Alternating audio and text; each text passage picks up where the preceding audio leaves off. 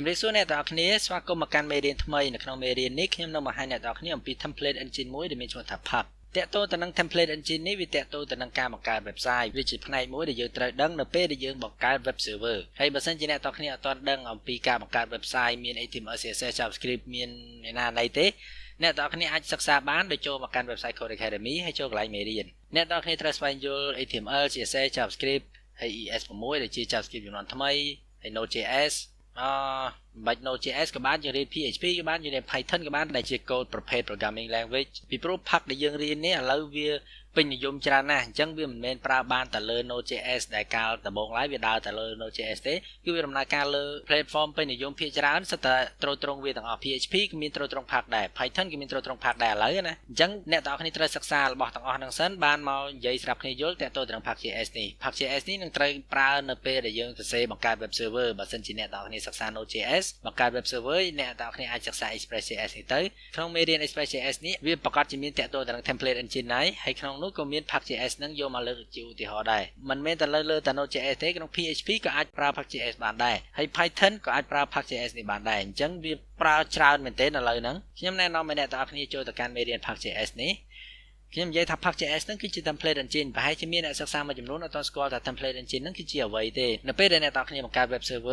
server គឺមាននីតិឆ្លើយតបទៅនឹងអ្នកប្រើប្រាស់របស់ដែលឆ្លើយតបមកហ្នឹងគឺជា code HTML CSS JavaScript នេះឯងដែលយើងឃើញថាទិន្នន័យនៅក្នុងហ្នឹងដូចកន្លែងនេះ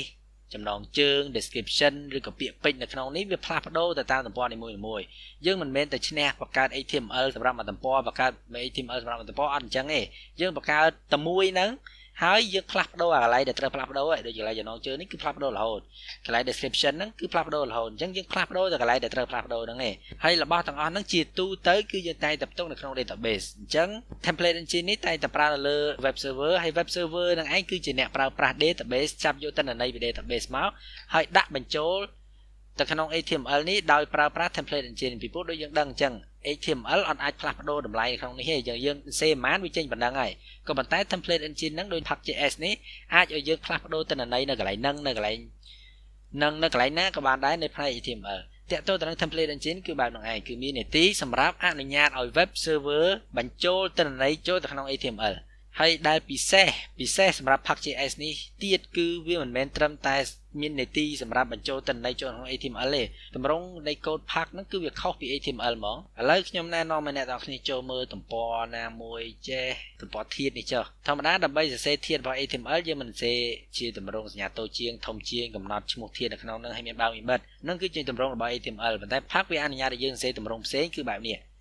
H1 អញ្ចឹងទៅគឺសម្រាប់កំណត់ធាតុហើយអក្សរនៅក្នុងនេះយើងសេបន្តពីដល់ clear ហើយអញ្ចឹងទាំងអស់តម្រង់ក្នុងការសេ Pug គឺងាយយល់ហ្មងហើយបើសេច្រើនក៏អត់ទៅពិបាកអីបានដែរលក្ខណៈច្រើនទៀតដែលធ្វើឲ្យ Pug.js នេះវានិយមប្រើដូចខ្ញុំនិយាយមុននឹងអញ្ចឹង Pug នេះដំបូងឡើយត្រូវបានបង្កើតឡើងសម្រាប់តែ Node.js ទេតែដោយសារតែលភាពពេញនិយមរបស់វាយូរទៅយើងប្រើលើណាក៏បានដែរប្រើលើ PHP ក៏បាន Python ក៏បាន Ruby ក៏បាន Java ក៏បានមកកាផ្លេដែលអ្នកទាំងគ្នាត្រូវចូលទំព័រនេះមើលទៅដើម្បីដឹងថា Pug.js ហ្នឹងវាត្រូវបានត្រួតត្រងដោយកូដណាខ្លះក្នុងនេះមាន C#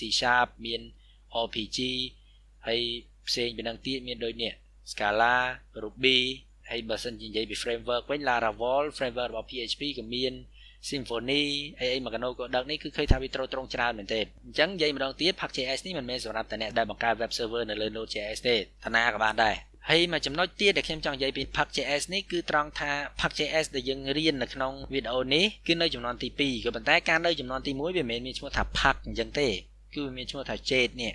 អញ្ចឹងបើសិនជាអ្នកទាំងអស់គ្នាមានបញ្ហាអីមួយតាក់ទងទៅនឹង Pug ហើយស្វែងរកដំណោះស្រាយនៅលើអ៊ីនធឺណិតប្រហែលជាអ្នកទាំងអស់គ្នាអត់ឃើញពាក្យថា Pug ហ្នឹងទេប្រហែលជាឃើញពាក្យថា Jade ប៉ុន្តែវាអត់ជាបញ្ហាអីទេដំណោះស្រាយទាំងអស់នោះអ្នកទាំងអស់គ្នាអាចយកមកប្រើការបាននៅលើ Pug ពីព្រោះអីពីរហ្នឹងតែមួយទេវាគ្រាន់តែឡើងចំនួនដូរពីចំនួនទី1ទៅចំនួនទី2វាប្ដូរឈ្មោះដែរខ្ញុំក៏អត់ដឹងថាហេតុអីបើវាប្ដូរដែរប៉ុណ្ណឹងឯងតាក់ទងទៅនឹង Pug.js អ្វីដែលខ្ញុំចង់និយាយអំពី Pug.js នៅក្នុងវីដេអូនេះតែប៉ុណ្្នឹងឯងអញ្ចឹងបើអ្នកទាំងអស់គ្នាចង់សិក្សាយើងនឹងជួបគ្នានៅក្នុងវីដេអូក្រោយអញ្ចឹងនៅក្នុងវីដេអូនេះតែប៉ុណ្្នឹងឯងខ្ញុំបញ្ចប់វីដេអូនេះត្រឹមតែចុះអរគុណជម្រាបលា